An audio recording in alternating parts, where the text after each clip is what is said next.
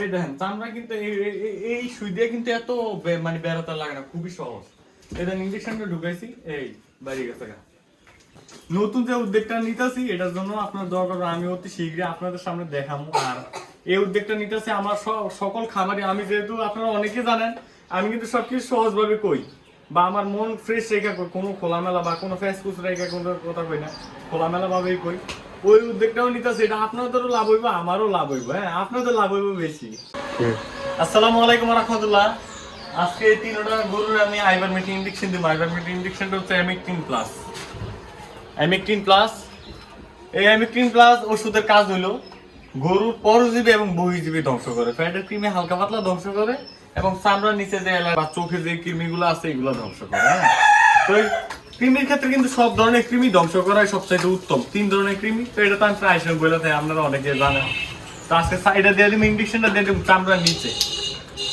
এই ইনজেকশনের পরিমাপ হচ্ছে যে ওষুধের গায়ে লেখা আছে প্রতি 100 কেজি বডি ওয়েটে 2 ml। তো আমি প্রতি 100 কেজি বডি ওয়েটে 3 ml দিই। এগুলো হালকা পাতলা 1-2 ml বাড়ায় দিলে কোনো সমস্যা হয় না, ওষুধটা ভালো কাজ করে। তো এটা আমি 15 ml দিয়ে দিব। হ্যাঁ, 15 ml।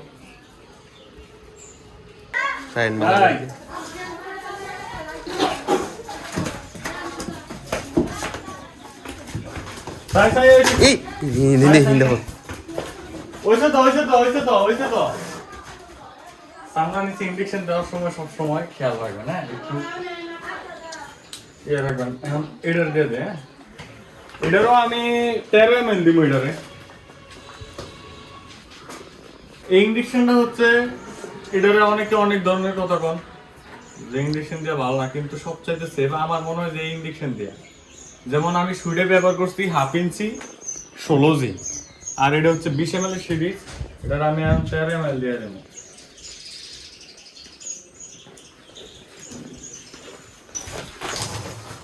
তাই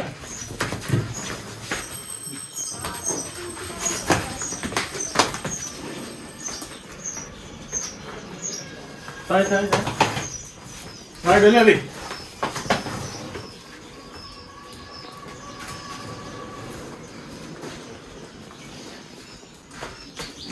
আপনার এই দেখেন আমার এই গরুর গায়ে আছে না অ্যালার্জির মতো ছোট ছোট ছোট ছোট এটা খাই যায়, বা চামড়াটা উঠে যায়, বা পশমটা উঠে যায়।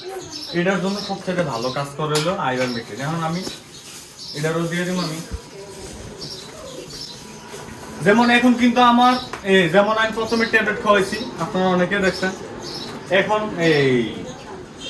এখন ট্যাবলেট খাওয়ানোর পরে এখন আইভারমেকটিন ইনজেকশন দিছি। এর 14 দিন পরে, তার 14 দিন পরে কলজা কৃমি ইনজেকশন দিয়ে দিব নাইট্রোনেক্স।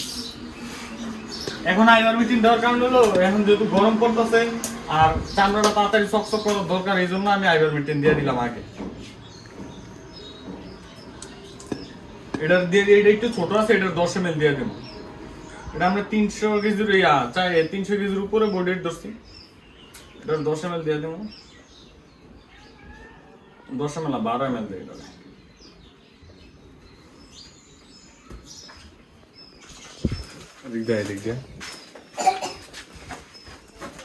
দেওয়ার পরে ভালো করে গোসল করা দেবে না।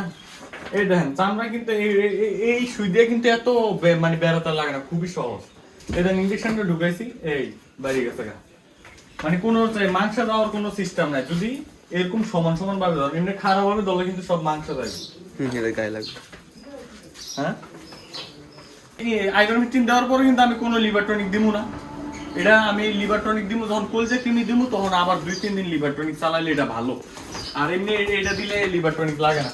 নতুন যে উদ্যোগটা নিতেছি এটার জন্য আপনার দরকার, আমি অতি শীঘ্রই আপনাদের সামনে দেখাবো। আর এই উদ্যোগটা নিতেছি আমার সকল খামারে, আমি যেহেতু আপনারা অনেকে জানেন আমি কিন্তু সবকিছু সহজ ভাবে কই, বা আমার মন ফ্রেশ রেখা কই, কোনো খোলামেলা বা কোনো ফেসফুস রেখা কোনো কথা কই না, খোলামেলা ভাবেই কই। ওই উদ্যোগটাও নিতেছি, এটা আপনাদেরও লাভ হইব আমারও লাভ হইব। হ্যাঁ, আপনাদের লাভ হইব বেশি। তো আপনারা সকলে দোয়া করবেন। আসসালামু আলাইকুম ওয়া রাহমাতুল্লাহি ওয়া বারাকাতুহু।